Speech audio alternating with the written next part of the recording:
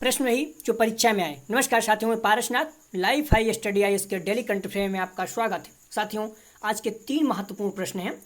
पहला, प्रधानमंत्री जी द्वारा उत्तर प्रदेश के किस जिले में राजा महेंद्र प्रताप सिंह राज्य विश्वविद्यालय का शिलान्यास किया गया है। दूसरा, इटालियन ग्रांड प्रिक्स 2021 किसने जीती है। तीसरा, चर्चा में रहा ग्रीन कार्ड किस देश से संबंधित है। साथियों, आज के प्रश्न पर आए उससे पहले यदि आप लोग चैनल को सब्सक्राइब नहीं किए हैं तो प्लीज़ चैनल को सब्सक्राइब और शेयर कीजिए, वीडियो को लाइक जरूर कीजिए, इससे हमें मोटिवेशन मिलता है। आइए देखते हैं आज का पहला प्रश्न।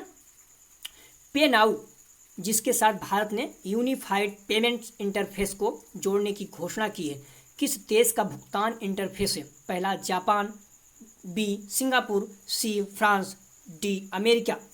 साथियों, इसका सही जवाब है बी सिंगापुर। भारत और सिंगापुर ने यूनिफाइड पेमेंट इंटरफेस और पे नाउ को जोड़ने की घोषणा की ताकि यूजर्स तत्काल कम लागत वाले फंड ट्रांसफ़र कर सकें, जिसके कारण यह चर्चा में है। भारतीय रिजर्व बैंक और सिंगापुर के मौद्रिक प्राधिकरण द्वारा दोनों देश तेजी भुगतान प्रणाली को जोड़ने की परियोजना की घोषणा की गई थी। यह लिंक्ड भुगतान इंटरफेस जुलाई 2022 तक चालू होने की उम्मीद है। अगला प्रश्न है, इटालियन ग्रांड प्रिक्स 2021 किसने जीती। ए डेनियल रिकियार्डो, बी लैंडो नेवरिस, सी बाल्टेरी बोटास, डी इनमें से कोई नहीं। साथियों, इसका सही जवाब है ए डेनियल रिकियार्डो। ऑस्ट्रेलियाई डेनियल रिकियार्डो ने इटालीवी ग्रैंड प्रिक्स जीती, जबकि लैंडो नोरिस दूसरे स्थान पर रहे, वाल्टेरी बोटास तीसरे स्थान पर रहे।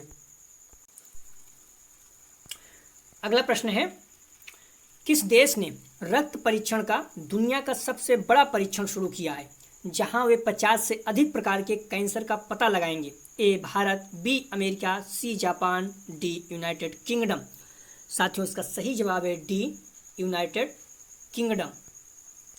यूनाइटेड किंगडम की राज्य द्वारा संचालित राष्ट्रीय स्वास्थ्य सेवा ने रक्त परीक्षण का दुनिया का सबसे बड़ा परीक्षण शुरू किया, जहां वे 50 से अधिक प्रकार के कैंसर का पता लगाएंगे। अगला प्रश्न है,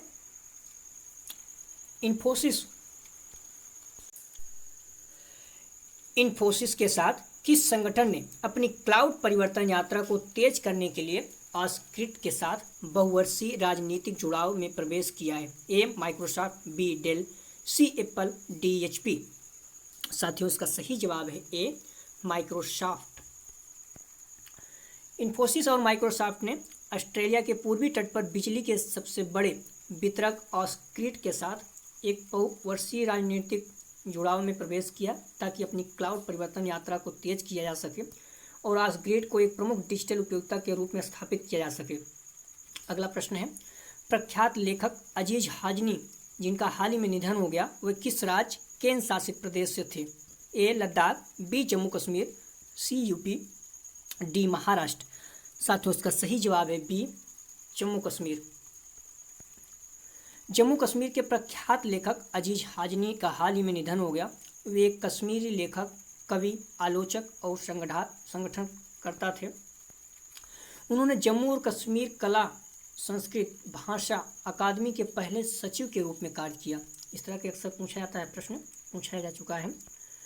अगला प्रश्न है, दुनिया भर में अंतर्राष्ट्रीय लोकतंत्र दिवस कब मनाया जाता है।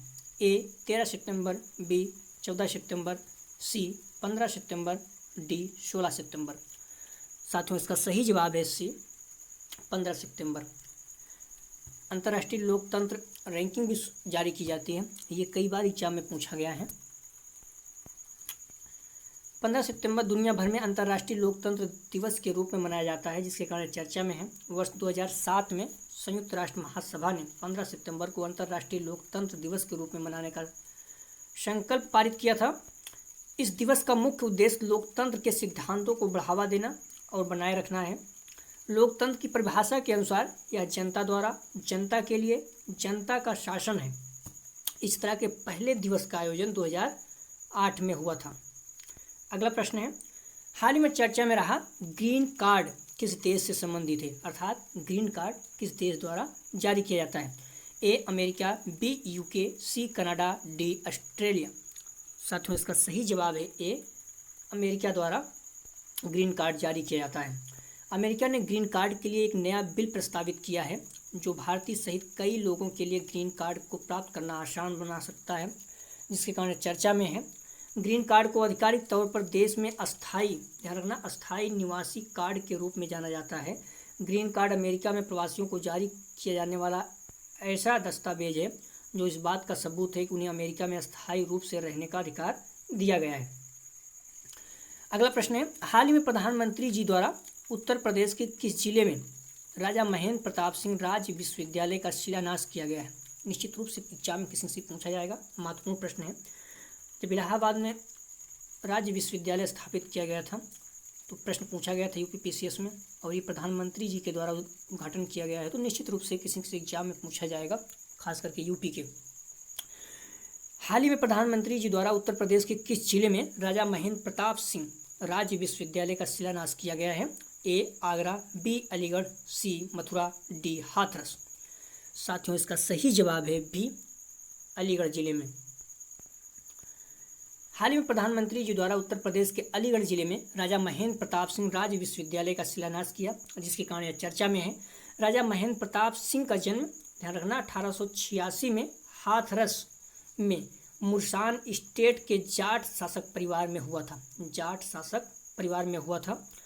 इन्होंने अपनी शिक्षा दीक्षा अलीगढ़ के Mohammedan Anglo Oriental College, Aligarh Muslim विश्वविद्यालय से हासिल की थी।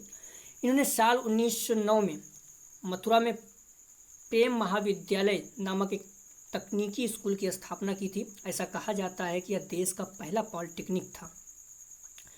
स्वतंत्रता संघर्ष के दौरान 1 दिसंबर 1915 को उन्होंने काबुल के ऐतिहासिक बाग ए बाबर में भारत के बाहर भारत की पहली अस्थायी सरकार की घोषणा की थी। उन्होंने खुद को राष्ट्रपति घोषित कर अपने सहयोगी मौलाना बरकतुल्लाह को अंतिम सरकार का प्रधानमंत्री नियुक्त किया था। वे जर्मनी, जापान, रूस गए और उन देशों के राजनीतिक नेताओं से भारत की आज़ादी के लिए सहयोग की मांग की थी। आगे चलकर विश्व शांति के लिए उन्होंने विश्व संघ की स्थापना की। डॉक्टर एन निल्सन अंतर्राष्ट्रीय शांति ब्यूरो आयोग के सदस्य हैं, द्वारा 1932 के नोबेल शांति पुरस्कार के लिए उन्हें नामित किया गया था। ये बहुत महत्वपूर्ण है, किसी को नोबेल शांति पुरस्कार के लिए नामित किया जाना। आज़ादी के बाद वे मथुरा लोकसभा सीट से चुनाव जीतकर संसद भी पहुंचे थे। तो इनके बारे में जो भी जानकारी है पूछा जा सकता है एग्जाम में, आप लोग याद होना चाहिए क्योंकि बहुत ज़्यादा महत्वपूर्ण है। प्रधानमंत्री जी द्वारा उद्घाटन किया गया है, तो ये भी ध्यान रखना। इनका जो जन्म स्थान था ये कौन से जिला में था? हाथरस में इनका जन्म हुआ था। अगला प्रश्न है, हाल ही में चर्चा में है ताइवान की राजधानी क्या है? अभी बहुत ज़्यादा ताइवान चर्चा में है। ए, ताइपी, बी, सियोल, सी, बीजिंग, डी, मनीला। साथियों इसका सही जवाब है ए, ताइपे। सियोल दक्षिण कोरिया की राजधानी है, बीजिंग चाइना की है, मनीला फिलीपींस की राजधानी है। कभी कभी एग्जाम में पूछा जाता है तो आप लोग मालूम होना चाहिए। अगला प्रश्न है, इंजीनियरिंग दिवस कब मनाया जाता है? ए, 13 सितंबर, बी, 14 सितंबर, सी, 15 सितंबर, डी, 16 सितंबर। साथियों इसका सही जवाब है सी, 15 सितंबर को। 15 सितंबर को इंजीनियरिंग दिवस के रूप में मनाया जाता है। यह दिन मोक्षगुंडम विश्वेश्वरैया की जयंती का प्रतीक है। मोक्षगुंडम विश्वेश्वरैया महान भारतीय इंजीनियर थे और उन्हें आधुनिक मैसूर का जनक माना जाता है। उनका जन्म 15 सितंबर 1861 को कर्नाटक के मुद्दनहल्ली गांव में हुआ था। उन्हें विशेष रूप से जल संसाधनों के दोहन, बांधों, पुल की डिजाइन और सिंचाई प्रणाली में क्रांति लाने के लिए किए गए उनके प्रयासों के साथ उनकी प्रतिभा और रचनात्मकता के लिए पहचाना जाता है। मैसूर में कृष्णा राजा, ध्यान रखना, मैसूर में कृष्णा राजा सागर बांध का निर्माण और हैदराबाद में बाढ़ सुरक्षा प्रणाली की डिजाइन के पीछे उनका ही योगदान था।